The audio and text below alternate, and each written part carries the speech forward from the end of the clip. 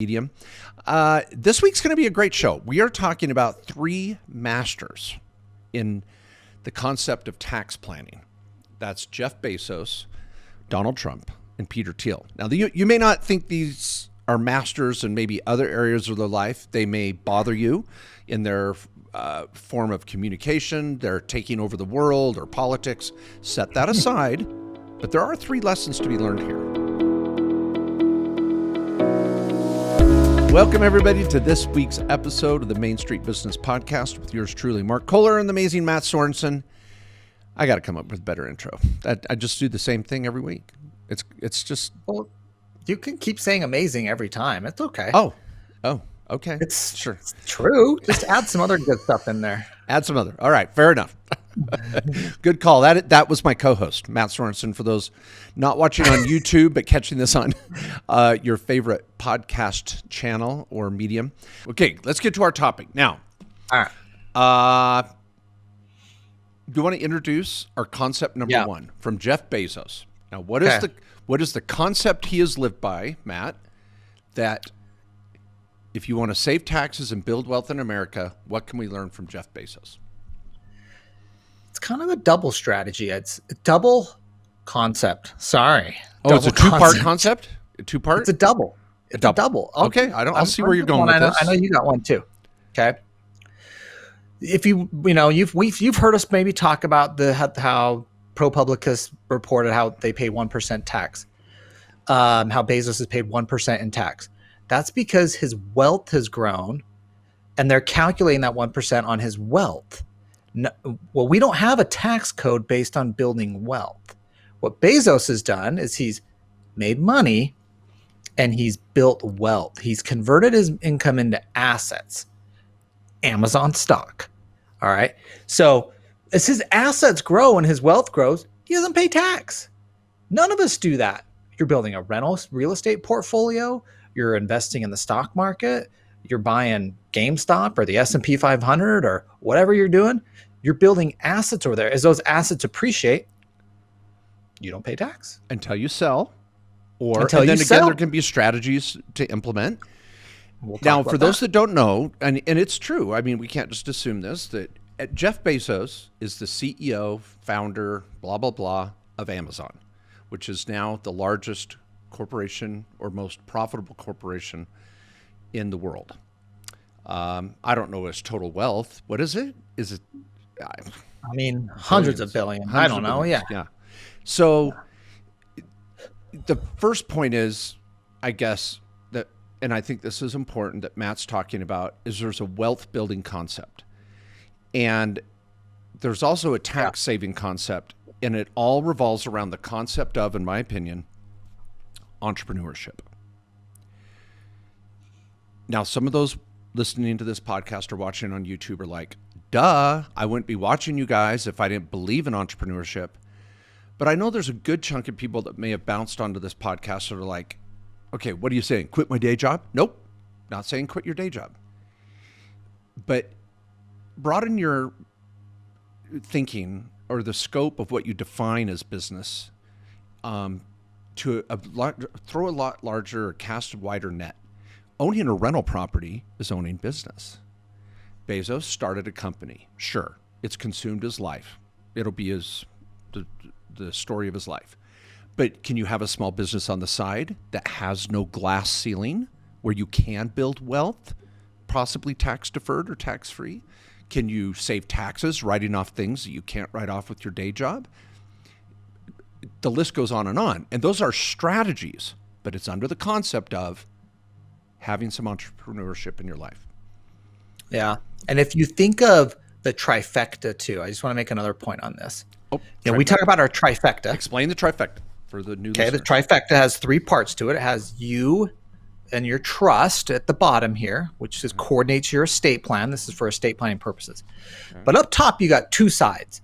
You got day job and operational businesses. Okay. Could be a side hustle too on the left. Okay. And on the right, you've got your assets. Now you see what Bezos has done and what many wealthy people do. This is a rich dad, poor dad concept. Okay. It works for everybody. It's just, again, another set of zeros. They're moving when they make money. they move it over into assets. They buy appreciating assets. They're not buying a car, the fanciest car. They're not wasting it on luxury vacations. They're buying an asset that appreciates. Rental property probably being the easiest and one of the most obtainable. And so what Bezos was doing, though, I mean, he has a ton of Amazon stock. That moved over into an asset for him, right? That has been one of the best performing stock of all time. It just happened to be. That's how you turn into one of the wealthiest people in the world. And so he's got this asset appreciating. And I had a client, a very high income client, talk about that. Matt, how do I know where to put my assets in the trifecta? And it's like, remember, assets are on the right. If you're making money over here in your business, your day job, all that savings is getting pushed over into the asset side to build an asset for long-term wealth that you don't pay tax on until you sell. But you're building wealth. Yeah. Another point in this is that right side. Now, Corey's created a little image for those that are watching on YouTube. There's a little image that you can see here, where on the right side, there's two parts to that. Not only has Matt talked about building wealth on that right side, but if it does generate income, which it will, it'll be passive income, which is taxed less than the operational side. That's why everybody gets upset each time it's talked about that Warren Buffett pays a lower tax rate than his secretary. That's because passive income is at a lower rate. Now, did he pay more taxes than his secretary? Absolutely. But his secretary had a W-2, and that's taxed at a higher rate. So when we start focusing on rates and not the amount of the tax, that's really where the play is in the game of Thrones, the winner. You know, this is it. And so over on the right side, when your assets are over there, they're building wealth and also passive income. And that's, I don't know. So many people are like, how do I save taxes? Show me your small business. Well, I don't want a small business. Well, do you have a rental property? Well, I have a rental property. Well, that's a small business. That's it. Yeah. We're halfway there. Yeah. And, and I, as an attorney, I've worked with so many clients that it's maybe a couple and they make 150 grand a year. All right. One of them makes 75, the other makes 75. They're not high income people, but they've saved and they've put their money into assets like rental properties. They've maxed out their retirement accounts, we'll talk about here. And those are all assets appreciating and growing in value that they're not paying taxes on. They have a couple million over there now because they've been good at just earning income, saving, and converting that money that they're making into appreciating assets. Now here's an interesting point that'll evolve throughout this podcast. We're focusing on Jeff Bezos as the best example of entrepreneurship in the media right now. And his tax rate has been fabricated by Politica, and it's in the news. But what's interesting is he's also using the other two concepts we're coming to.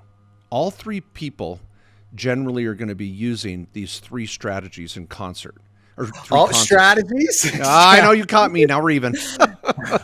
All three concepts in concert.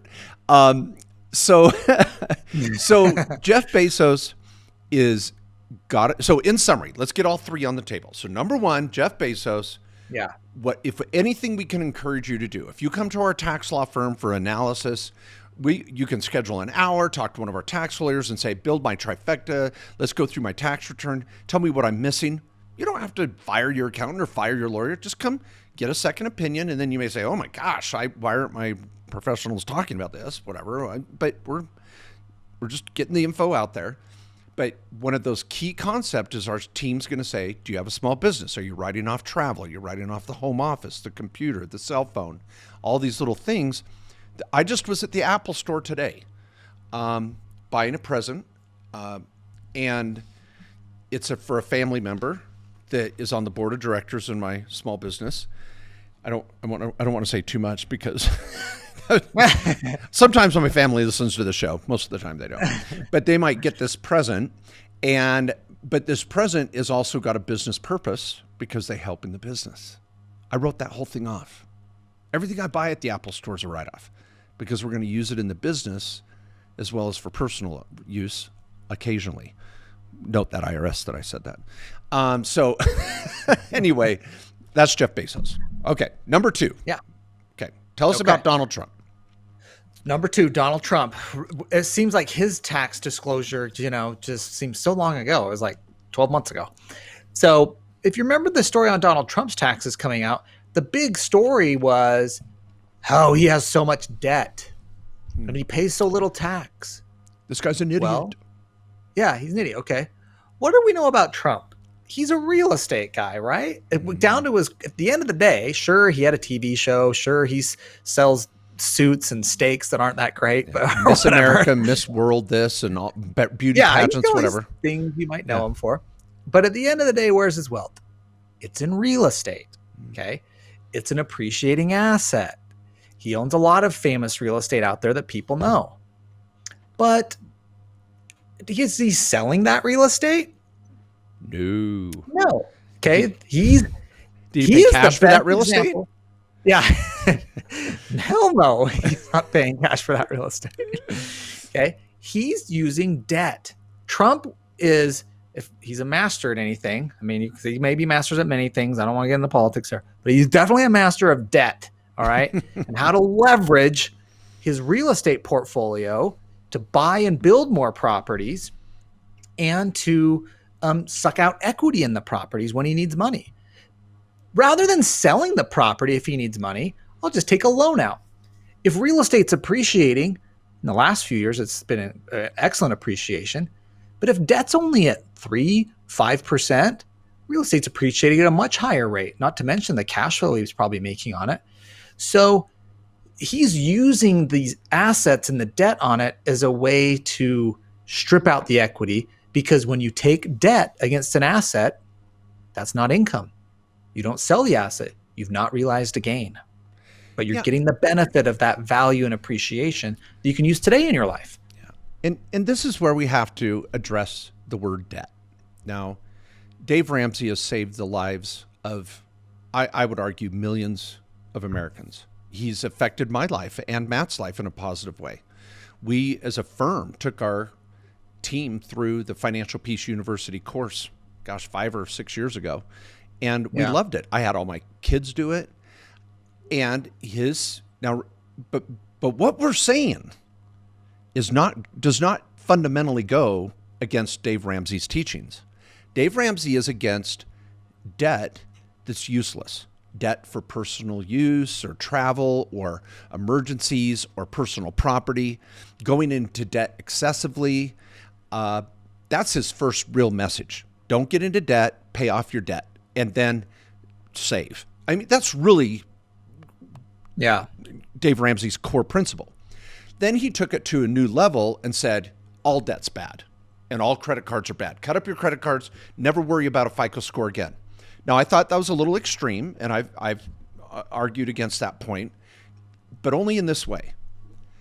Debt that makes you money and debt that is entered into very cautiously and strategically, calculated, and it produces cash flow is not always a bad thing. Now, we could debate all day long about debt on your primary residence or student debt, or debt for that first vehicle, a reasonably cost vehicle that's used to get to work and all that. We could debate those issues, and we have before on this podcast. But once you get over that hurdle, how am I going to build real wealth? You're not going to do it without entering into some debt, and that's okay, good debt to start a business, to buy rentals. We'd like you to be open to that concept in a very cautious and careful manner, not doing it willy-nilly, learning the principles before you do it. That is what Trump and thousands, if not millions of other real estate investors have done around the country for years. But Matt, how does he not pay taxes either? It's almost kind of a 1-2 punch, almost like Bezos. Yeah. I mean, you just don't sell the asset.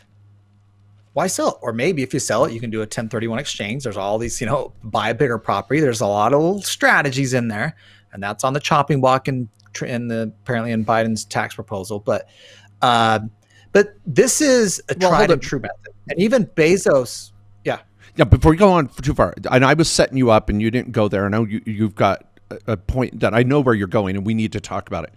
But what I was hoping you were going to say is the real estate professional, he's exploited that strategy that's been around for years.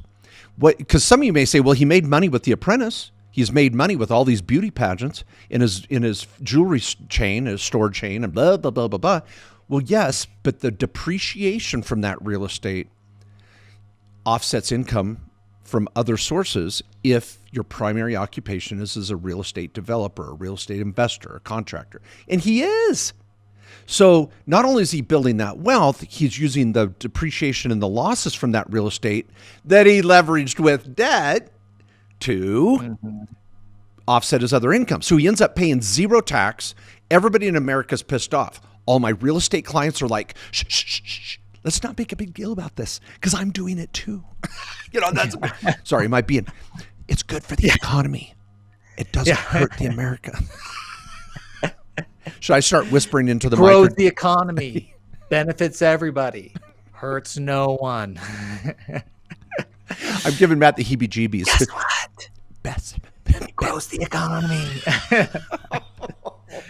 This is the Biden reel. If you didn't see the Biden clip on this, but I think the other thing I was going to say is, and we are big real estate fans, of course, and many of you listening know, and it's kind of been for every ordinary American trying to get to the next level and build, go from 0 to $1 million.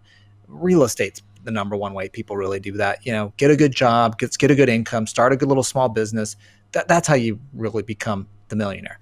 Now, what does Bezos do? He was also taking debt out against stock, his stock portfolio, and leveraging that. He's not going to sell his Amazon stock. That thing's been an awesome performer. Why would he do that? He'd be crazy. A bank will loan him money on his stock, just like the bank will loan on your other assets, like your real estate, your rentals, your second home, your residence, your primary residence even. And not when there's a caveat of the dangers of debt. Don't over leverage.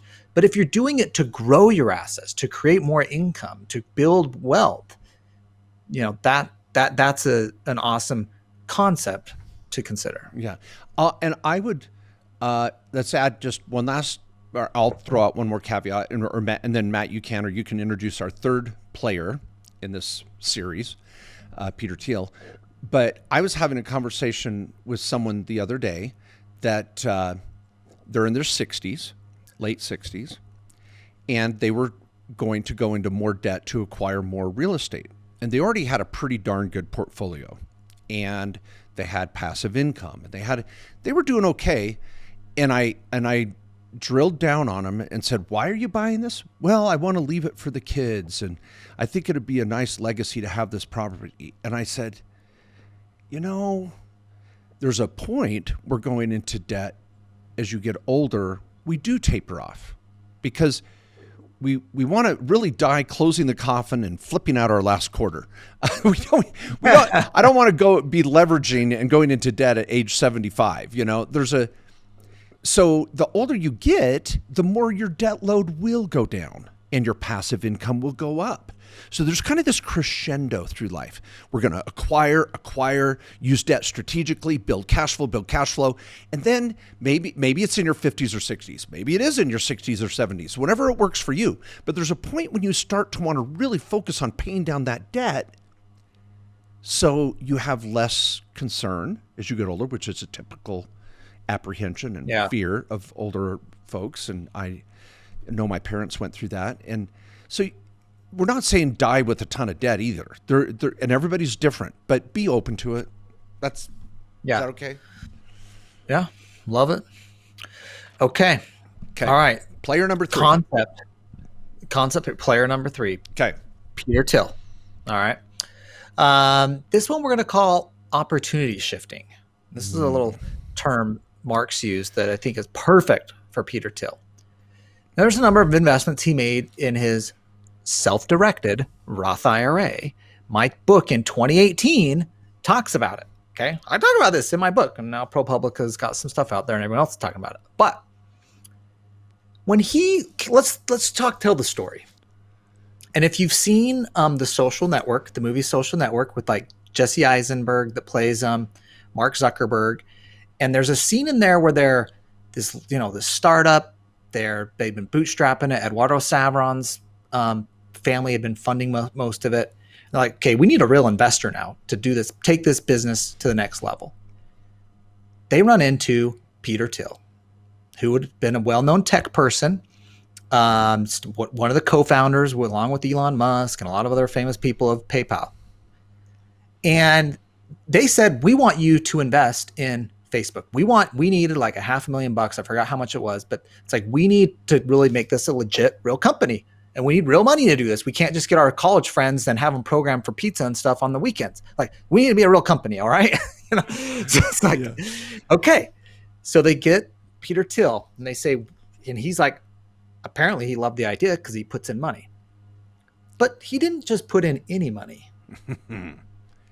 He shifted the opportunity. In fact, Peter Thiel didn't do it. No. His IRA did it. He shifted Roth the IRA even better. Oh, I know. I was going to say, not even his IRA. And then that, Matt, you were supposed to say his Roth IRA. I'm trying to create some suspense here. We should really script the show, Yeah, we should like do rehearsal and we need makeup. Obviously. I need one of those trainers to like go, in this episode, you're going to be shirtless. So let's make sure we, really work towards that at date and get ready. And now they're just like, hey, we got donuts today and it's a shirtless day. I'm like, really? Okay. But anyway, okay. So the timing of this was to the big reveal. And I love, Matt, how you told that story because The Social Network is a must see. I love the story of founder with McDonald's, Joy, the infomercial queen. Yeah, QVC, that was great. That was so good. There's so many good entrepreneur type movies now. But the one that you should all see, this is your homework, is Social Network. And when Peter Thiel does the deal, realize that in the show, they didn't highlight the fact it wasn't him, it was his Roth IRA. And can he do that? Yes. And so can you. It's good for the economy. Hurts nobody. Hurts nobody. Benefits everyone. So, and that's true. I'm really like, and this is one thing I put out in social media about this is, a lot of the media is saying this is, this self-directed Roth IRA thing is for the rich. Yeah. No, it's not. Our average account size here is under $100,000. Robber baron. That's the word I was thinking of earlier. Oh, okay. A robber baron. Like these. You're killing my flow here. Oh, I'm sorry. I didn't mean, okay. Start back to 40 minutes ago on the podcast, something popped into your head. It just came to me. I had to yell it out. You're like, Mark, I'm going up for a layup here. I don't need you running onto the court with no clothes on. This is not helping. Okay. You know what? My fine sir, let's back off. Start that crescendo again. I apologize. This is unedited. So just take us there again. Okay. Yeah, I don't even remember what I was talking about, but here's the thing I want to say. Okay, I was on the. This is for everyone. The average account at directed IRA Roth IRAs is under $1 million, and we have lots of clients that are $50,000 accounts because that's the average private investment. If you're investing in a startup or a VC deal or one of these things, like it might not happen to be Facebook like Peter Thiel's, and you might not be the first one in at the angel round. You're coming in later at some later round where they're raising money, but it's something everyone can do. You can invest in a startup with your Roth IRA and invest in what you know. That's the other principle. Peter Thiel knew tech. Right? He had a good vision for where the internet was going and how social media was going to work. And he put his Roth IRA money where his mouth was. And now he's reaping the benefits because after Amazon, Facebook's probably the second most successful company in our lifetime. Is that insane returns and growth, obviously, that is built up in Peter Thiel's Roth IRA. That's how his Roth IRA became $1 billion Roth IRA instead of $1 million Roth IRA. You just keep going on. Okay. Are you done with your point? Okay. Yeah. Robber Baron. Okay. Robber Baron. Okay. So now Matt's saying he's reaping the benefit, but in the media, he is not. And so that's at the beginning of the show, I was trying to remember that term. That what's sad is these three examples now that we've covered: Jeff Bezos, Donald Trump, and Peter Thiel. On one hand, they're really villainized as these robber barons that are exploiting the code and the worst example of capitalism, and it's terrible what they've done and all this stuff. But people, on the other hand, they're doing the same thing you can do. And that's the American dream. Now, if you don't take advantage of it, and millions of Americans don't, but they still go to bed at night feeling the comfort of that warm flag, if you want to call it, that, hey, I could do it if I wanted to. And that's a special feeling. And so I think even if you don't like any of those three individuals, probably Donald Trump getting the most animosity directed at him, at least realize he's a good example of a real estate investor, developer that has mastered that. Now, he could still go bankrupt someday. I get it. I don't have a complete picture of his financial portfolio and this and that. But we know the wealth that he's built, the far, far majority of it, he hasn't paid taxes on it yet. Just like Jeff Bezos hasn't. He's holding it in stock. And that's okay. Anyway, so Robert Barron. Robert Barron, thank you. I'm going to think of some random word to throw out next time you're in a little, you're on a little soup du jour. Yeah. Oh boy. Well, those are good concepts. Opportunity shifting. I think there's a lot you can do. I have so many clients that call up and go, "Hey Mark, I got this new deal. Let's help me." In fact, oh my gosh, I'm supposed to be on a phone call 5 minutes ago. And they're going to tell me about this new deal. And I'll say, don't do it. Let your IRA do it. Let your Roth IRA do it. Let your Roth 401k do it. Shift the opportunity. Yeah. And that's really what we're trying to get at. So. Yeah, and we do that all day long, helping clients at Directed IRA, directira.com. We got the Directed IRA, our sister podcast, or maybe it's the brother podcast. I don't know, but sibling podcast, Directed IRA podcast, you can find too. Yeah, yeah. And please, if you find this helpful, give us a like or a share. We hope that you're continuing to listen and study on these topics. We've now are over 500 podcasts deep. Millions of downloads and an array of YouTube videos. If you can't find an answer that you feel you can rely on YouTube or in your podcast history of some other podcast, just type Kohler or Sorensen at the end of your search terms. And you're going to see probably a comment or two from us that might be really helpful, whether it's a blog article or a video or a podcast, and get a second or third or fourth opinion if you have to. But be careful forum shopping for the answer that you really, really like, but it's not someone that's going to actually sign your tax return or is not really licensed to talk about this. It's jungle. That's the dangers of the web, Yeah.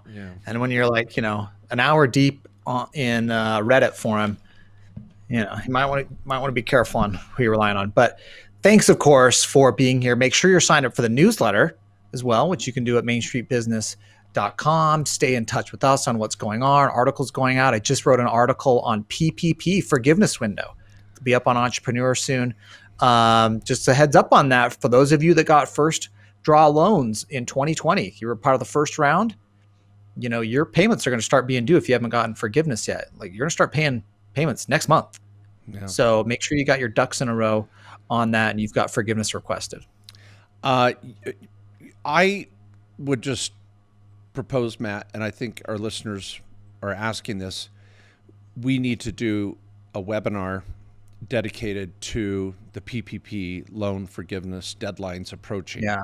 What did you say the numbers were? How many millions of Americans still haven't gotten forgiveness? Yeah, this was the SBA last reported at the end of May. Their numbers, and there's still 1.7 million borrowers of PPP loans that have not requested forgiveness. Now, that's only 30%. So 70% have actually requested and received forgiveness, which is pretty awesome. Yeah. But there's still 30%. And this is of the first round, 2020. All the people that got the new second round loans and stuff in 2021, they're a different animal. But this is just the first round people. And they you got your loan in April, May, June of 2020. Yeah. Well, we'll need to get on that. And so stay tuned. Please sign up for our newsletter at mainstreetbusiness.com, and then you'll be informed on when we're doing webinars, new blog articles. And did you already say that? I did say that, but Oh, sorry. but you know what? That's You heard it repetition. twice. That's how you learn. Yeah. It's okay. Yeah. Well, we appreciate all of you. Thanks for sharing your time, your valuable time, and with us. And we will continue to try to bring you cutting edge information that'll be well worth the time and money spent being here with us each week. So see you next week, everyone. Thanks.